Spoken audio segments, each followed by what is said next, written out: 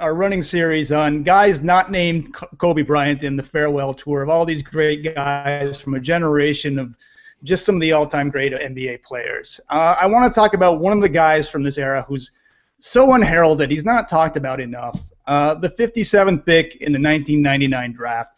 Manu Ginobili is by far one of the best non-American basketball players ever to grace the court. Phil, what does Manu mean to you?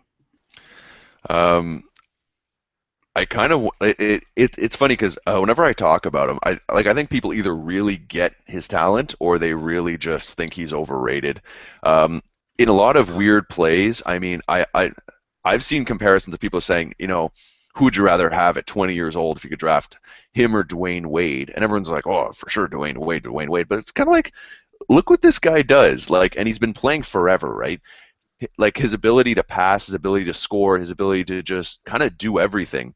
I think he's one of the most talented players we've seen in a while. I mean, you know, maybe, you know, he even has some flash. I just think, you know, playing in a Popovich system where people pre-assume you're boring because you're a Spur, you know, if he was allowed to be run and gun in a Lakers system or a Knicks system, I think we'd be looking at him in a whole different light. He's incredibly efficient. You know, for his career, he's only played 26 minutes a game, but he shoots really well, hits his free throws, assists really. I mean, he hits 4 assists as an off guard, playing 26 minutes a game for his career. I think he's one of the better two guards to, you know, like if you have to make a list, he's going to make the top of that.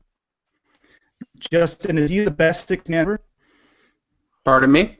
Is he the best sixth man ever? Got to be in the conversation. He definitely has a place in that conversation.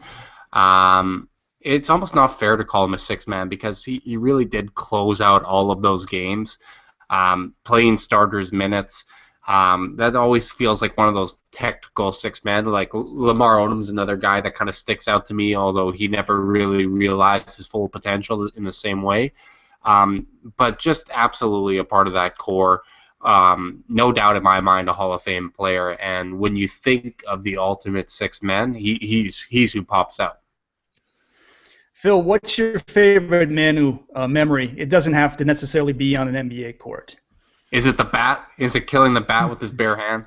Yeah, God, kind of had to have been that. I don't know. I just feel like he made the Euro step cool in the NBA. Yeah, he did. You know, like, and people and I think that's kind of an underrated thing when we're seeing a lot of these rookies come in these last couple of years.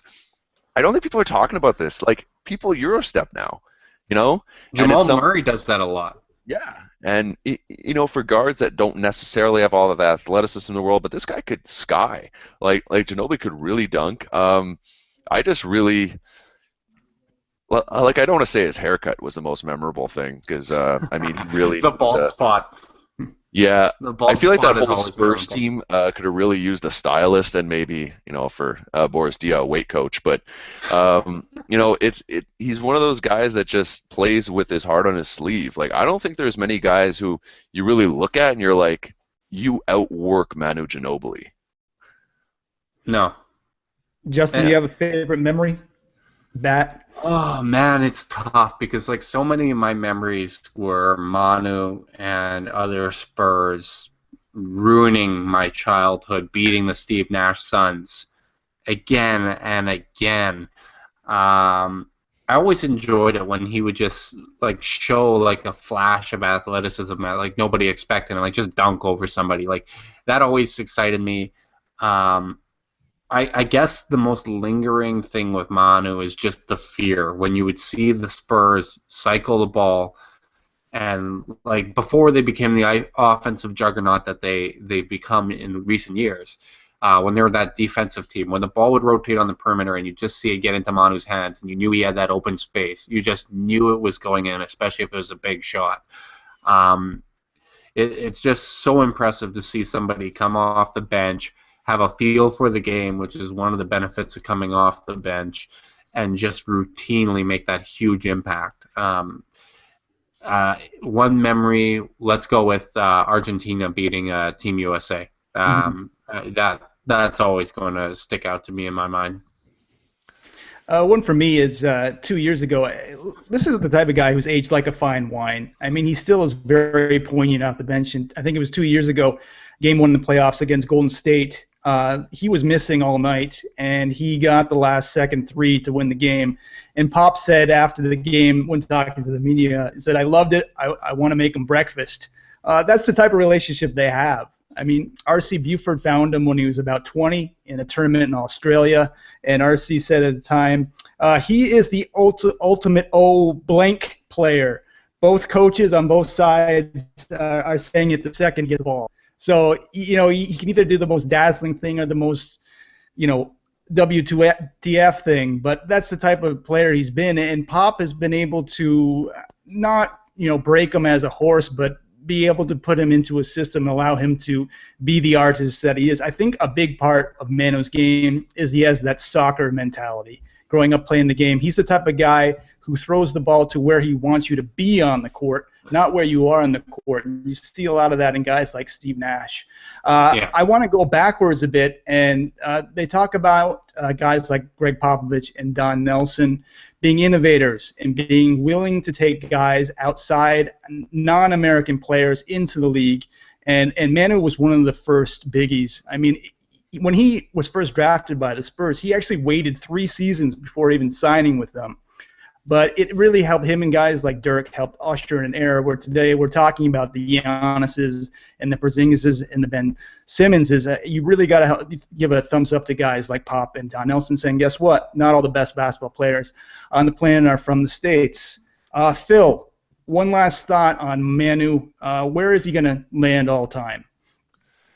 All time, I think so tough because it's so contextually, and like considering he averaged under 30 minutes a game, I think he's going to be one of those arguments for life. It's like you don't start, you did this, but his international pull is going to pull him there.